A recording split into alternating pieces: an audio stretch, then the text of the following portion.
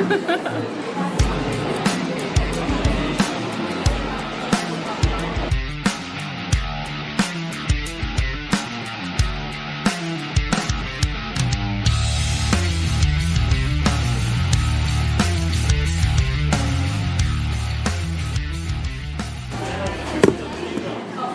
it's Match Night Live. We're at Braehead Arena.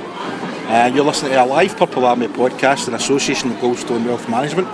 I'm Ross McGregor, and with me tonight I've got Stephen McLaren. Hello. Jennifer Shaw. Good evening, everybody. And Graham Thompson. Good evening. I think first thing we're going to preview the weekend's games tonight. We're not going to be doing any other more updates tonight or tomorrow night.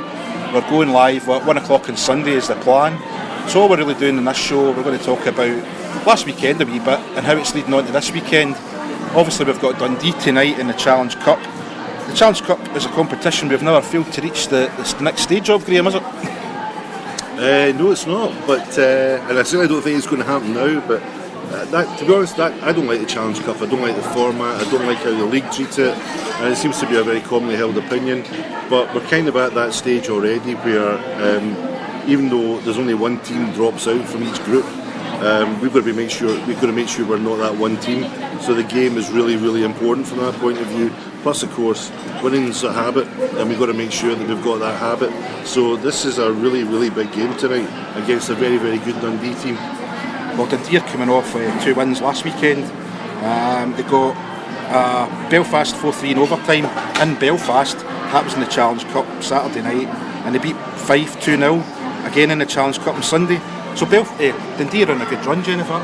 Yeah, but they don't need the points, we do, so they can take the night off, it'd be nice. They're 1 point behind Belfast in the group with this game in hand so far. Yeah. So a win tonight will put Dundee at the top, and I'm sure Stephen, Mark Lefevre would love nothing better than to come down here and make a statement tonight, wouldn't he? He would, yeah, but as we saw the other season when we won the Challenge Cup group, it doesn't really mean anything, you know.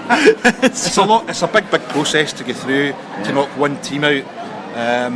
But yeah, again, do we really not want to get through to the next round? No, we do. And as Graham said, winning breeds is a habit that breeds success, you know, and we need to get there. We need to just start winning games, especially at home, because I couldn't even tell you last time we won at home. No, we've not won this season. Yeah. And we didn't win the last one last season. Surely we want to build on. We got a 3-point weekend. We were at Manchester last Saturday, Graham.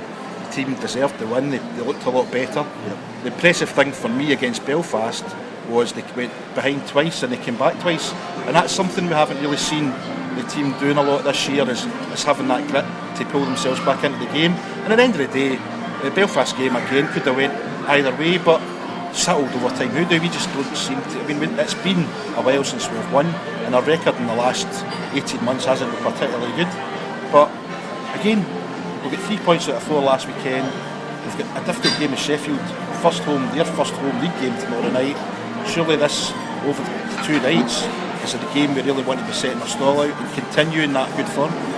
Yeah, that's what I said, and I think, you know, I certainly regard the league higher than the Challenge Cup, as I'm sure most, if not all, people do, and there'd be nothing better than making sure that Steelers get their league season off to a very, very poor start, especially after they've had such a long pre-season. So again, another massive game tomorrow, and that's all the more important why we do well tonight and get the result tonight. And we're welcoming back an old Clan favourite, Craig Sescon, tonight.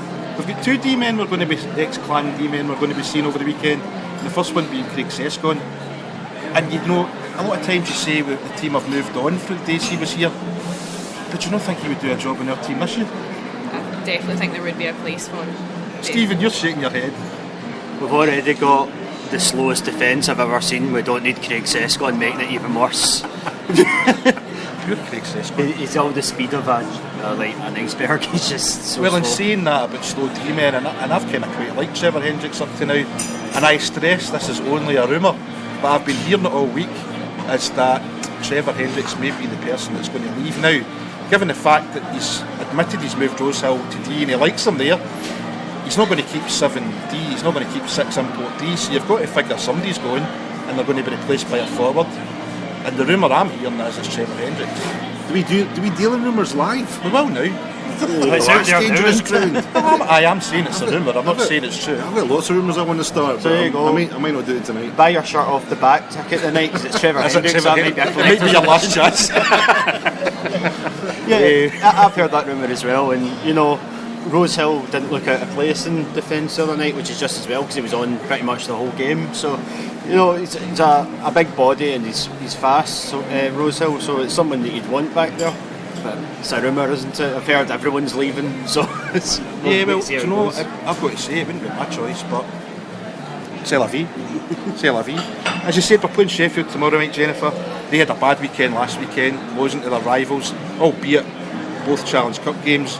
Nottingham on Saturday night lost 4-3, Sunday 5-3 to Cardiff. They're going to want to bounce back. They're not going to want to be losing 3 games in a row, are they? Yeah, but it's always the same. The Sheffield first game of the year, as Graham's already pointed out, it'd be really nice to put a little obstacle in their way and wait to see how they do.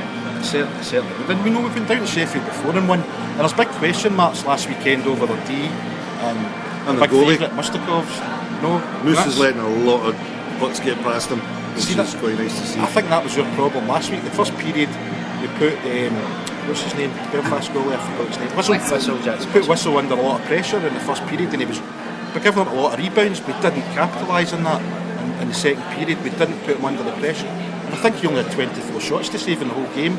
After a lot of shots in the first period, really disappointed with that. Again, you don't always get to play the way you want, but I was disappointed we didn't capitalise on that. It'll be the same with Mustakovs tomorrow.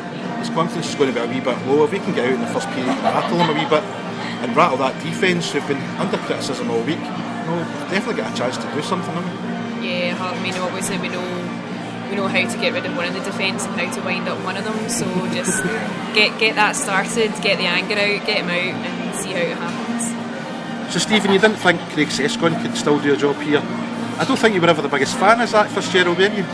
He was a good defenceman, but the pantomime and the theatrics, especially when we had Frankie here as well, and we were going 2 D-men down in games, but you only have 6 D-men, it's no really ideal. I prefer our agitator or fighter to be a forward because you can cover that a bit better in this league, but now that our main one's been moved to defence, I would have kept him. I think it was a mistake we made letting him go.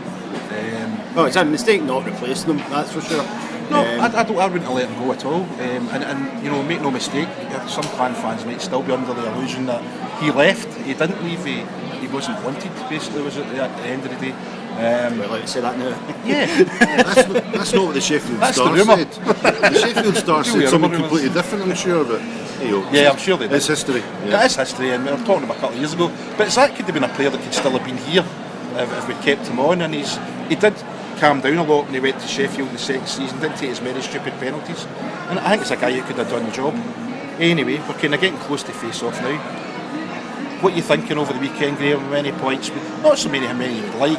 Many do you realistically think we're going to get out of this weekend? I think we'll probably get 3. I fancy a win tonight and at least overtime tomorrow. Jennifer? I'm going to go for 2. I'd love to get more than that, but we're still on that way up. Stephen? I'm with Graham, I think 3. More realistically, I'm with Jen though, I think, but we need to win tonight. We just need to win a home game and get that off our back moving forward. And Sheffield are going to be tough. Their fans have assured me now Levi Nelson is back for them. That's them, the perfect team again. So I do like Levi Nelson. he's a good player, but I don't think one player is going to solve all their issues. But we'll see tomorrow. I think we can. An overtime loss tomorrow is what I'm going for. There's been enough signs for me to think we've got a good chance to win tonight, and again, as I said, if we take advantage of Sheffield in the early going our next game Saturday night, we've got a good chance to take points off them. Yeah, I'd say 2. We should get 2, but I'd like to see us get 3 and maybe even 4. You never know. Okay, thanks for joining us, and we'll see you again on Sunday live at 1 o'clock.